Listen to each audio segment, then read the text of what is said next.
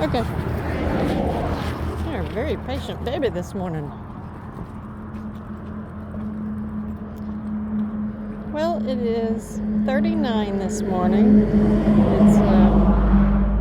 We're supposed to get rather a lot of rain. The original forecast was less than an inch. I think it was like 9/10 of an inch. And now the forecast is saying well over an inch. Like 1.3, I think, inches. So I hope we stay dry inside. Oh.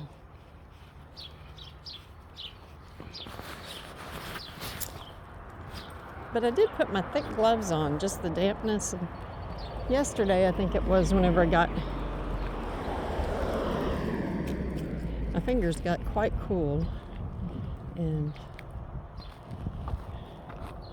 I just don't like it whenever my fingers get cold. Well, it's not that I don't like it when my fingers get cold. I don't like it whenever I stick them down under my shirt to warm them back up. That's what I really am not a huge fan of. But it does work.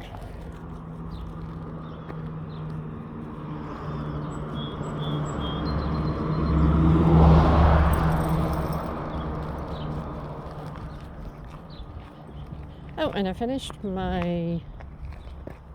Hey, we're not going backwards. Finished my orange,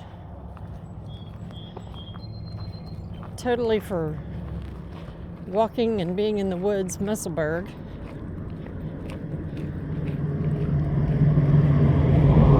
Go. I know. You're looking for a TREAT. Come on, further down. Further down. Oh, my hat. And finish my hat.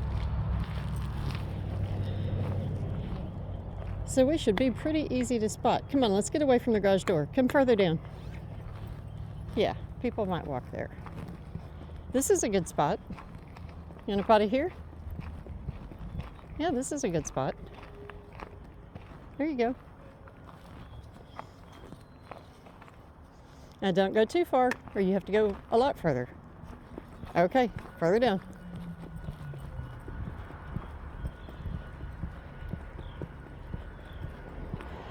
There you go. That's a good spot too. This is that Ella Ray. I had to look. It's a superwash yarn. Hand dye. Nope. Has a pretty tight twist to it, but that's a good spot.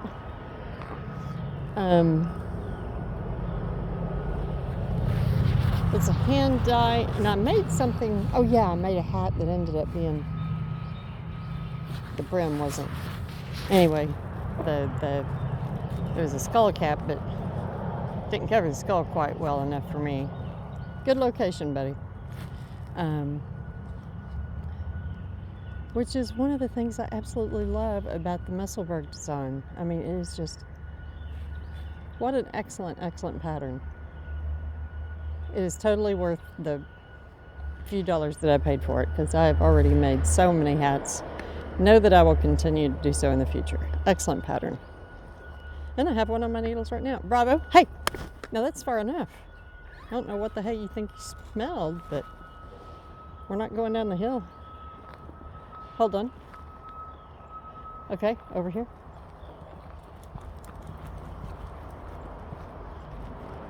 I'm still working on the body of the current yoke sweater. This is the Nova pattern.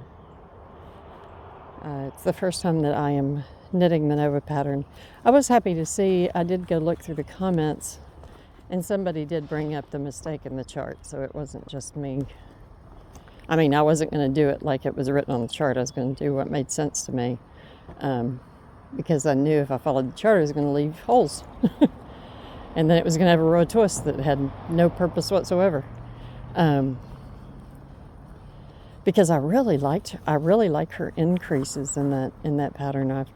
I've not seen that combination doing the increases over two rounds. Come on, let's keep going. There you go. All right. You picked up some burrs anyway. Come here. Come here. Bravo, come here.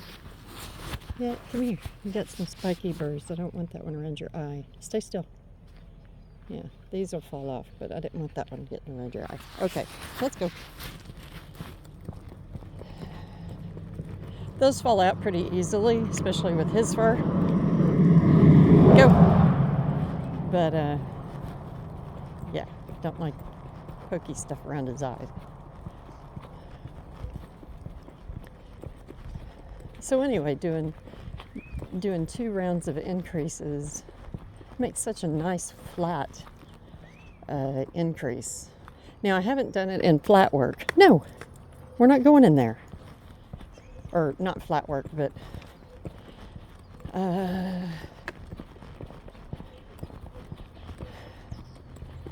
just, I haven't done it, say, with just a few increases, because with yoke sweaters, there are a lot of increases, like 30 or something, anywhere from between 20 to 30 in a round or more, depending on the pattern. But anyway, I haven't done it like, say, a raglan, where you're just having like 8 increases per round, increase round. Bravo, bravo.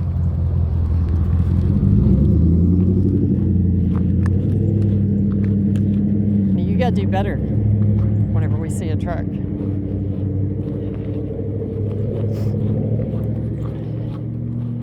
Took me a minute to recognize our friend.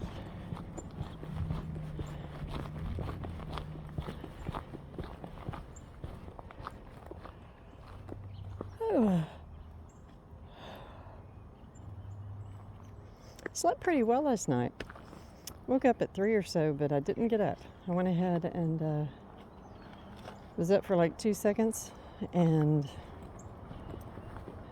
managed to go back to sleep, and then we went ahead and got up at 5:30, whatever. But I did just yawn, so we'll see how we do through the day and if I feel like I need a nap sometime.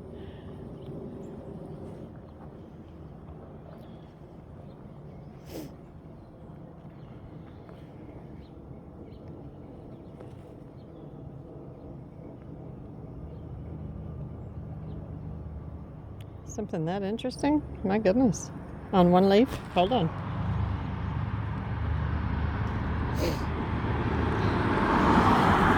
Okay.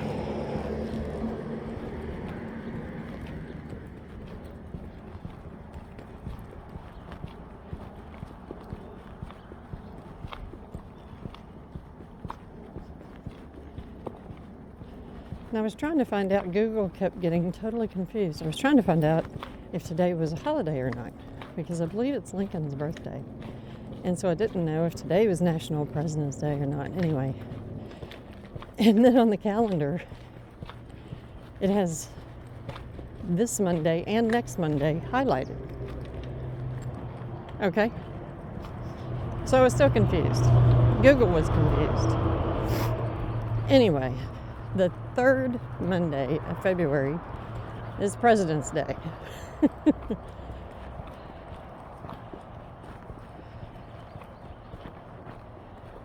And then I guess different. I don't know. I haven't looked, so I'm not going to lie about it. Okay, come on.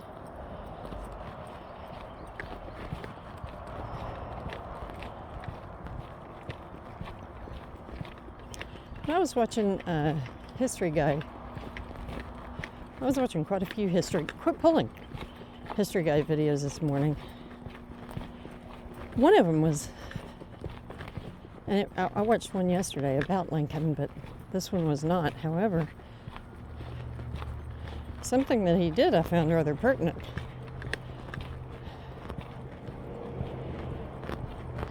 It was, the actual video was about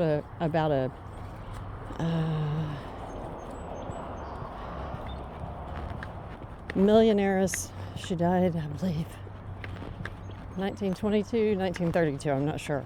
But anyway, she lived in a hotel in New York City. And she had not been out in public for 20 years or some such. Hold on. Over here. But anyway, so, I mean, her story overall is really quite sad. But, no. She seemed like a pretty miserable human being. But anyway, good spot. Thing that was pertinent is her husband. Well, hi, you sure are quiet. Oh, there you go. Now you're singing. Come on. She became his mistress for a number of years. She met,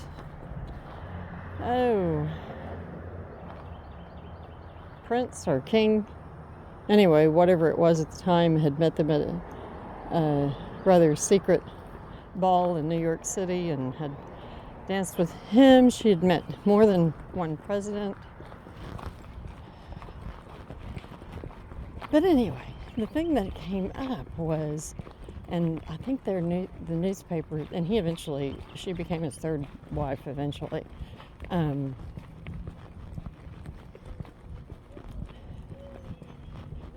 The New York Herald, I don't know what it was. Anyway, a New York paper. The pertinent thing about Abraham Lincoln, the mayor of New York City, during part of Lincoln's presidency, was a separatist, thought that New York City should separate from the Union. And I think it may have been her husband. I'm not sure, but anyway, of the paper was also a separatist, or the editor was a separatist. And was always writing things in the paper,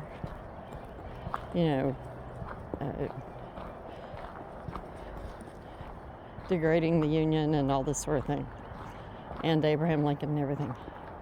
The important thing about Lincoln, however, all right,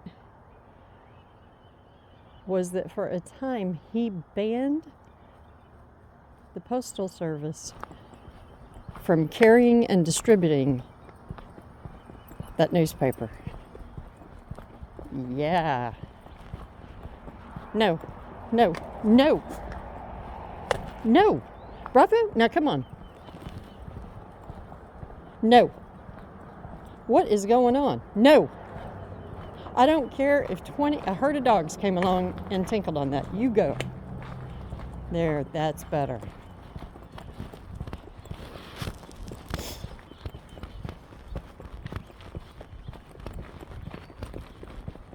Much better. Nope, further down.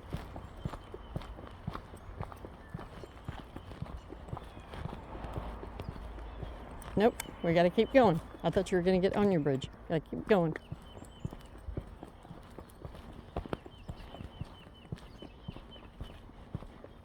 What's going on, buddy? Nope, further down.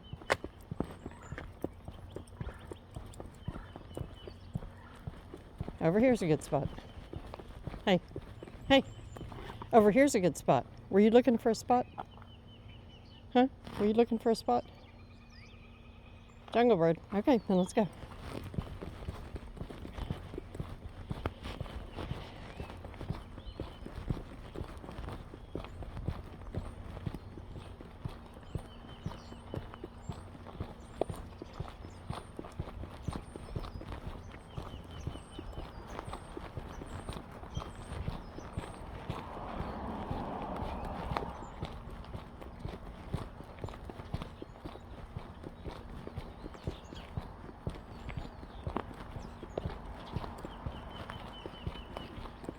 So yeah, President banned the Postal Service from distributing a U.S. newspaper.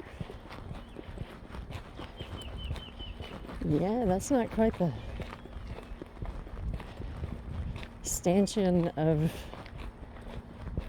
free speech and Constitution and the Union that we've been taught.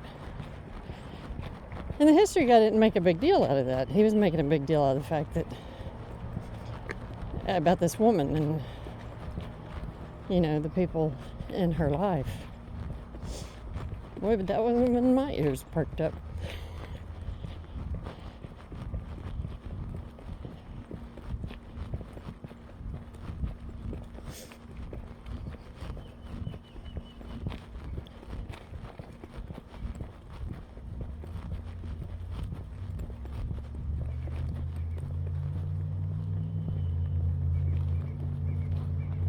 Yesterday, a very adorable thing happened.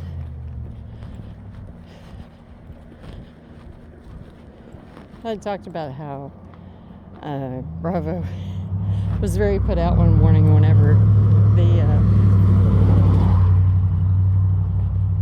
two cats were. He woke up after the two cats were under his blanket, and the look he gave me was like, "What the hell?" Which was just friggin' hilarious. But anyway, and he sat on my lap, and I comforted him for his world being turned upside down. But anyway, yesterday, the white cat Smudge, she wanted under there again, and she did get under there. She's really good at it. Well, look at this. Yep, there's a flower trying to bloom. Oh, damn! In February. And I think in 2 or 3 days we're supposed to get some snow. Come on. Nope. Nope. Heel.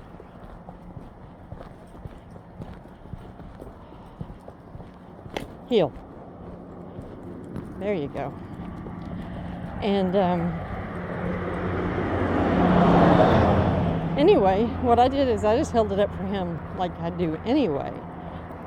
And if she wanted to stay, she could, and I told him not to bother her, and he didn't. He was very gentle getting under the blanket where Smudge was already curled up, and she makes the cutest little mewling noises whenever she's getting under the blanket, and it's some of the cutest noises from a cat I've ever heard. But anyway, and the two of them laid together for, I don't know, an hour or two and slept under the blanket together. He did not rearrange himself like sometimes he does, and I swear it's just an attention thing for me to readjust the blanket for him, which I will do more often than not. But he didn't. He just laid with her. It was very sweet. Very sweet. Pulled my heartstrings. I really do have some. And anyway, I did get a picture. I have to put it on I put it on Facebook because it was darling. No, there is never food outside for you. I don't know what the hell you found. That is bad, Bravo.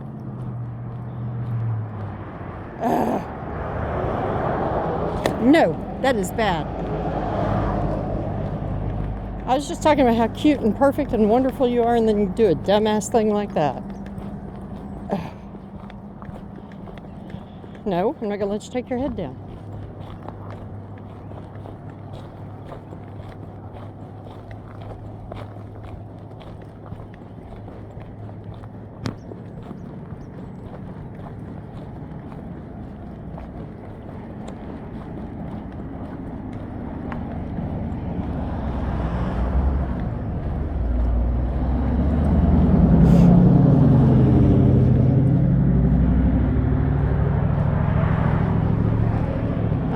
There's Colo. I don't see Smudge. Okay. You have a smile? Nope. You're watching that car. Okay.